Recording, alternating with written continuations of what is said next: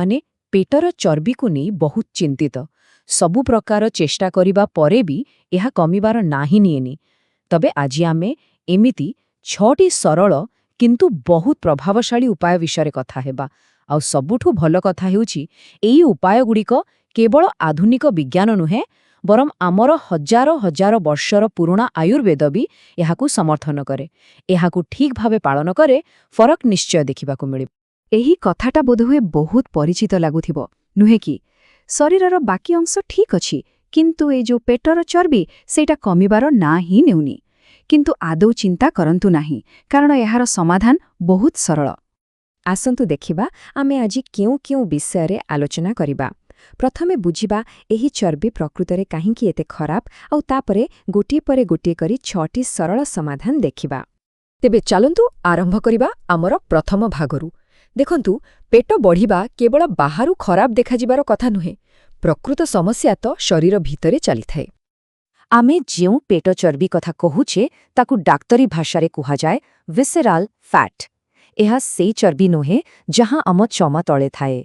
ଏହା ହେଉଛି ଏକ ବହୁତ ହି ବିପଜ୍ଜନକ ଚର୍ବି, ଯାହା ଆମର ଲିଭର, କିଡ୍ନି ଏବଂ ଅନ୍ତନଳୀ ଭଳି ଗୁରୁତ୍ୱପୂର୍ଣ୍ଣ ଅଙ୍ଗଗୁଡ଼ିକୁ ଚାରିପଟୁ ଜାବୁଡ଼ି ଧରେ।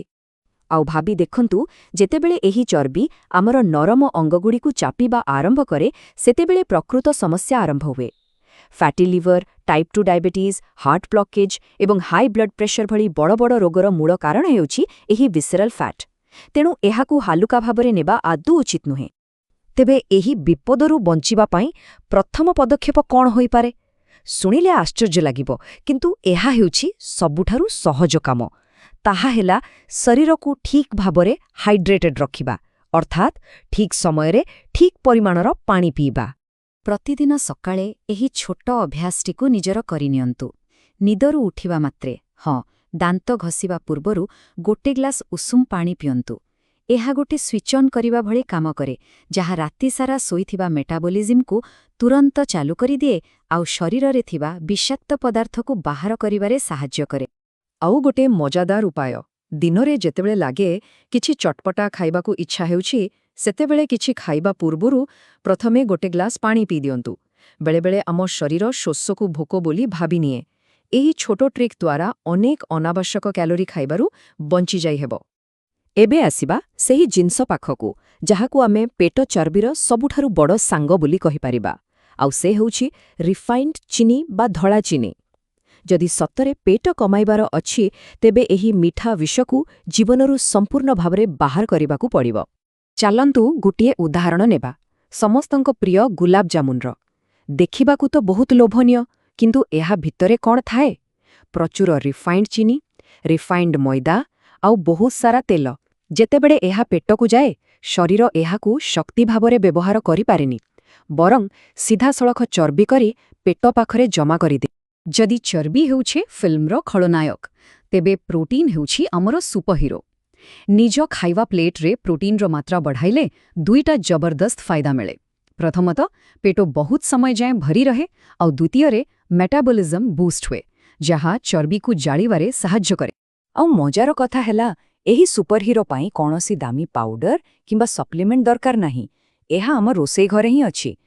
ଡାଲି, ଚଣା, ରାଜମାଠାରୁ ଆରମ୍ଭ କରି ପନିର, ଦହି, କ୍ଷୀର ଆଉ ବିଭିନ୍ନ ପ୍ରକାର ବାଦାମ ପର୍ଯ୍ୟନ୍ତ ଏସବୁ ହେଉଛି ପ୍ରୋଟିନ୍ର ସବୁଠୁ ଭଲ ଉତ୍ସ। ଆମର ପଞ୍ଚମ ନିୟମଟିଏ ବହୁତ ସରଳ। ଖାଦ୍ୟକୁ ତାର ପ୍ରାକୃତିକ ରୂପରେ ଖାଇବା ଦରକାର, କାରଖାନାରେ ତିଆରି ହୋଇଥିବା ରୂପରେ ନୁହେଁ। ଏହାର ଅର୍ଥ ଫାଇବରରେ ଭରପୁର ଥିବା ସମ୍ପୂର୍ଣ୍ଣ ଖାଦ୍ୟକୁ ବାଛିବା ଉଚିତ। ଦେଖନ୍ତୁ, ଏହି ତୁଳନାଟି କେତେ ସ୍ପଷ୍ଟ। ମଇଦା ବଦଳରେ ଅଟା, ଫଳରସ ବଦଳରେ ଗୋଟା ଫଳ, ଆଉ ଧଳା ପାଉଁରୁଟି ବା ବିସ୍କୁଟ ବଦଳରେ ଢିଙ୍କିକୋଟା ଚାଉଳ କିମ୍ବା ମିଲେଟ୍ସ। କାରଣ ଯେତେବେଳେ ଖାଦ୍ୟକୁ ପ୍ରସେସ୍ କରାଯାଏ, ତା ଭିତରୁ ଜୀବନୀଶକ୍ତି ମାନେ ଫାଇବର ବାହାରିଯାଏ, ଆଉ ସେହି ଖାଦ୍ୟ ହିଁ ପେଟରେ ଚର୍ବି ଜମା କରେ। ଏବେ ଆସିବା ଆମର ଶେଷ ଏବଂ ବୋଧହୁଏ ସବୁଠାରୁ ଶକ୍ତିଶାଳୀ ନିୟମ ବିଷୟରେ ଜାଣିବାକୁ। ଯଦି ବାକି ସବୁ ନିୟମ ମନେ ରଖିବାର ଅସୁବିଧା ହୁଏ, ତେବେ ବି କେବଳ ଏହି ଗୋଟିଏ ଅଭ୍ୟାସ ଆଶ୍ଚର୍ଯ୍ୟଜନକ ପରିବର୍ତ୍ତନ ଆଣିପାରିବ। ନିୟମଟି ହେଉଛି ସନ୍ଧ୍ୟା 7ଟା। ବାସ୍, ଏଠିକି ମନେ ରଖନ୍ତୁ, ସନ୍ଧ୍ୟା 7ଟା ପରେ ରୋଷେଇ ଘରେ ତାଲା। କାରଣ ସୂର୍ଯ୍ୟାସ୍ତ ପରେ ଆମ ଶରୀରର ପାଚନ ଶକ୍ତି ବହୁତ ଧୀମା ହୋଇଯାଏ। ସେହି ସମୟରେ ଖାଇଥିବା ଖାଦ୍ୟ ଠିକ୍ ଭାବରେ ହଜମ ନ ହୋଇ ଚର୍ବି ଆକାରରେ ପେଟରେ ଜମା ହେବାକୁ ବାଧ୍ୟ। ଆଉ ଏହାର ଯାଦୁକୁ ବୁଝନ୍ତୁ। ଯେତେବେଳେ ସନ୍ଧ୍ୟା 7ଟାରେ ରାତ୍ରିଭୋଜନ ସରିଯାଏ ଆଉ ପରଦିନ ସକାଳ 9ଟାରେ ଜଳଖିଆ କରାଯାଏ, ଶରୀରକୁ ବିନା କୌଣସି ଚେଷ୍ଟାରେ ପ୍ରାୟ 14-15 ଘଣ୍ଟାର ଉପବାସ ସମୟ ମିଳିଯାଏ। ଏହି ସମୟରେ ଶରୀର ନିଜ ଭିତରେ ଜମା ହୋଇଥିବା ପୁରୁଣା ଚର୍ବିକୁ ଜାଳି ଶକ୍ତି ପାଇଥାଏ। ଏହାକୁ ହିଁ ଇଣ୍ଟରମିଟେଣ୍ଟ ଫାଷ୍ଟିଂ କୁହାଯାଏ। ତେବେ ଚାଲନ୍ତୁ ଫଟାଫଟ ମନେ ପକାଇବା ସେହି 6ଟି ସୂତ୍ର। 1. ଦିନର ଆରମ୍ଭ ଉଷୁମ ପାଣିରୁ। 2. ଚିନିକୁ ସମ୍ପୂର୍ଣ୍ଣ ବାଏ। 3. ପ୍ରତି ଖାଇବାରେ ପ୍ରୋଟିନ୍। 4. ତେଲଛାଣା ଓ ପ୍ରସେସ୍ଡ ଖାଦ୍ୟକୁ ନା। 5.